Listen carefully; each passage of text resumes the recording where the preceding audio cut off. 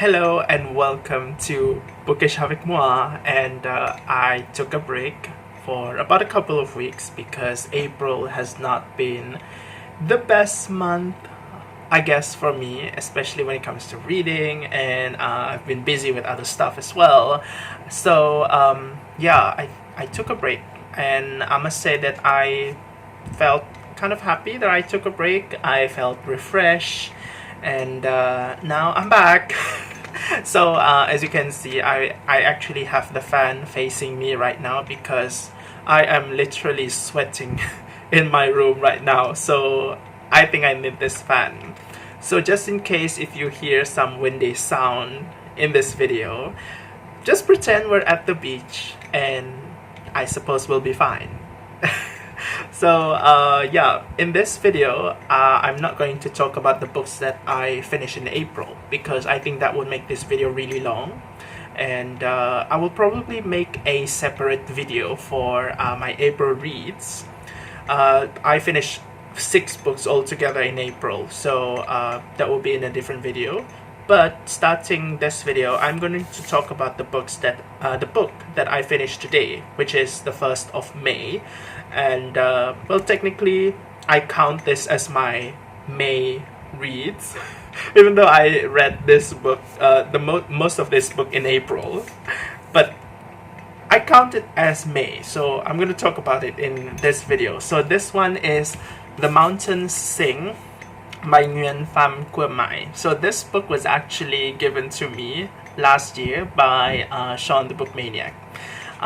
He didn't like this book, and I could totally see why he would feel that way. And so this book is a family saga of sorts. It takes place in 2 different timelines in the history of Vietnam in the 20th century. So the first timeline actually concerns one of the characters.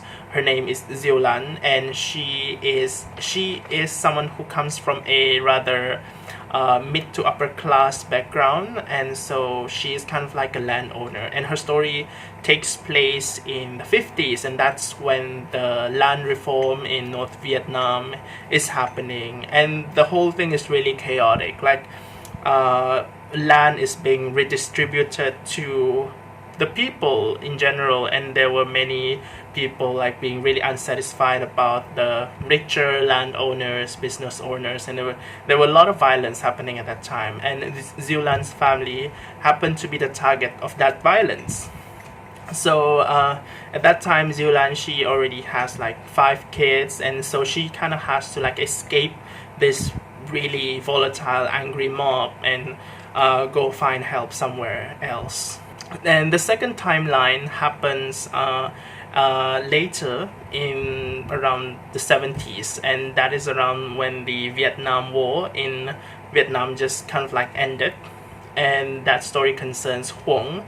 Huong is actually Diêu Lan's granddaughter, and in Huong's stories, Diêu Lan is also present, but she's already like a grandma. She's quite old at the time, and she's taking care of Huong, who is a teenager. Now, Huong, her parents, they have been involved in the war, so they have been away, and by the end of the war, the family, including Huong's aunts and uncles, they've been coming back in different ways. I'm not going to spoil you with like how they come back, but that's generally the gist of Huong's story in this book.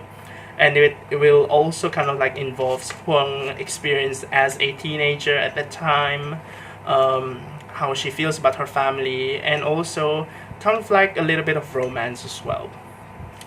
Overall, I think that this book, because it's a historical fiction, I actually expect a little bit, some deeper exploration on the history of what's going on at the time. Especially in this book, one timeline involves the land reform, and another timeline involves the Vietnam War, and but I wouldn't say that the discussion on those historical events were really in depth. most of the time what we see in this book is just how those conflicts, different conflicts, but some they are kind of like historically connected to one another. Those conflicts, how they affect people in general, how it made people suffer, how it just bring hardships and difficulties to people's lives. Many lives were lost, many were injured, and all that. So we see mostly the aftermath of what the war brings to the community.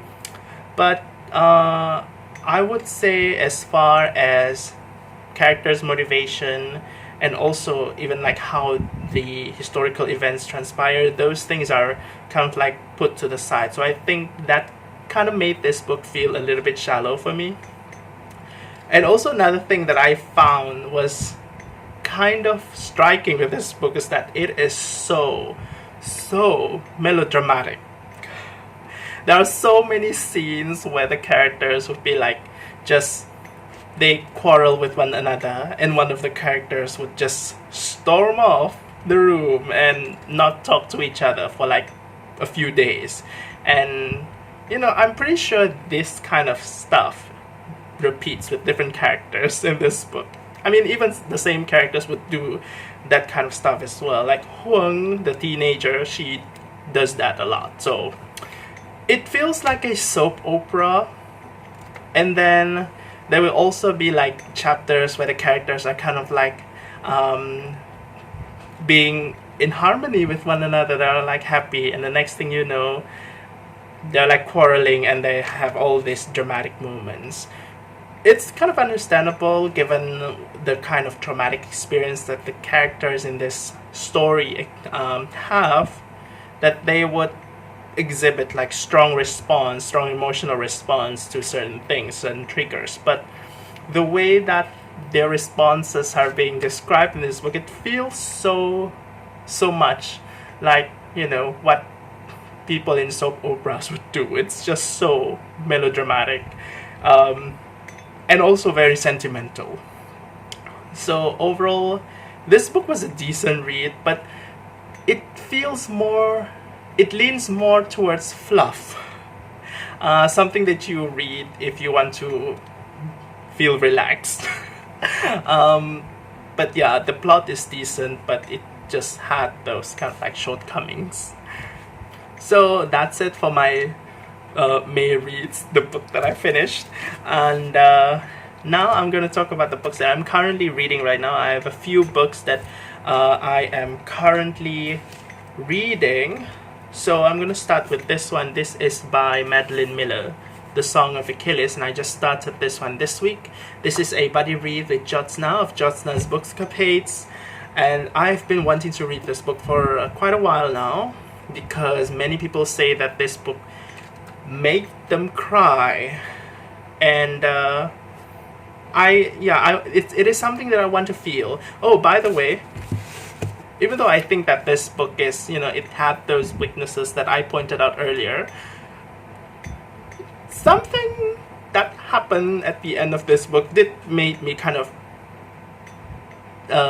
it did make me cry, but I felt tears welling up. So yeah, nothing flowed out, but it was there. So this book had some strong points when it comes to emotional appeal, but then again, yeah, it's quite sentimental, so of course it's going to be quite emotional. Anyway, sidetracked right there. Back to The Song of Achilles, a buddy read that I just started, and I think that this is something I'm really excited about. Again, hopefully I can cry after reading this. And I'm going to read this book with Jyotsna for like a period of 2 weeks. Honestly speaking, I have no idea what the plot of Achilles and Patroclus' story is like. So I am going into this book totally blind, even though it's kind of like a myth retelling. I'm not sure how the story would move forward. So I want to take advantage of that. I'm not going to research the original myth and how the story unfolds. I'm just going to get myself surprised by this one. I think it's going to be somewhat of a different experience to actually read a myth retelling, but not knowing what the myth is actually kind of, how the myth actually goes forward. So it would be kind of like reading a totally fresh story. So I want to see how it goes. The next one that I'm currently reading is supposed to be a book that I read for Valentine's Day, because I kind of put it on my so-called Valentine's Day video. So this one is Carol, previously titled The Price of Salt by Patricia Highsmith. So this book was also published under the pseudonym Claire Morgan when it was, just first published back in, I think, the 50s, or was it the 70s? Oh yeah, the 50s. Yeah, so this book is about this woman, and she works at a toy store, and her life is kind of boring. She finds her job to be boring, and then one day she sees a woman, a customer, and she falls in love. I'm not sure how the story goes from there. I think it's kind of interesting to see how this one unfolds. I really look forward to read this story. Yeah, something that I've been wanting to read for quite a while now. Yeah, my Valentine's Day read. I suppose it's kind of valid because, every day is a Valentine's Day if you really think about it, right? So, next one is Anthony Burgess's A Clockwork Orange. Kind of an intimidating read for me, even though it's quite small. This one was actually a book that was selected for me from Rick McDonald's the second BookTube spin, which took place a few days ago in April. So this was book number 1 out of a list of 20. This book is a classic. Honestly, even though it's a classic, I've not really researched what this book was about. I've only heard of the title many times. And I think that's for the better because, I can go into this book blind. So don't tell me what this book is about. I am also currently reading this book by Jane Smiley. I only started reading this book a short while ago, so I'm only in page 16, I guess, in this one. So this is a family saga. This book actually belongs to a trilogy. I'm kind of interested to read the whole trilogy, but I'm going to see how this book is, how it's going to work, if it's going to be a good one or not. It's fairly thick. So this book actually is, at the beginning, it starts in the 1920s in Iowa. And we see this family living in a farm, and at the point I'm currently stopping, the family had just had a baby who is kind of somewhat sickly, I guess. So yeah, I'm not sure how this book will be like. This is definitely going to be a book about various family members, so I'm really looking forward to read this one. Another book that I just read for only a few pages so far is Ming-Yi's The Man with the Compound Eyes. So this book was actually written in Chinese, and it was translated into English by Darryl Sterk. So this one has 2 protagonists. So generally the first protagonist actually comes from an island community, which is somewhat separated from modern civilization. So this community, they have this culture that is very much revolving around the sea, and they really kind of worship, they really respect, revere the sea, and many of the things that they do in their daily lives revolves around the sea, revolves around respecting the sea, because the sea brings them livelihood, but at the same time the sea can also literally destroy their lives. So in this community, one of the characters, his name is Attila. So he is kind of like the second son of his family in this community. And this community, they have this custom where they kind of like sacrifice the second son to the sea. And if the son is lucky, then the son will survive. If the son is not, then, well, the son is a sacrifice. And so one day Achilles is kind of like sacrificed to the sea. He basically has to like ride on a boat and goes out to the sea. I think that's how it's like. And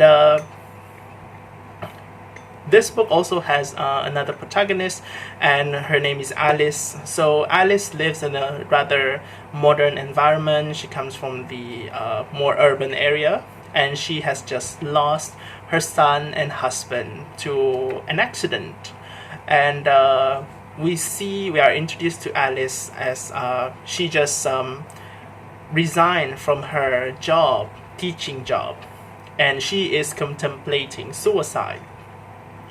So I'm really curious to see how these two characters, their storylines would kind of converge with one another, because I think that is going to happen. I expect that is going to happen in this book.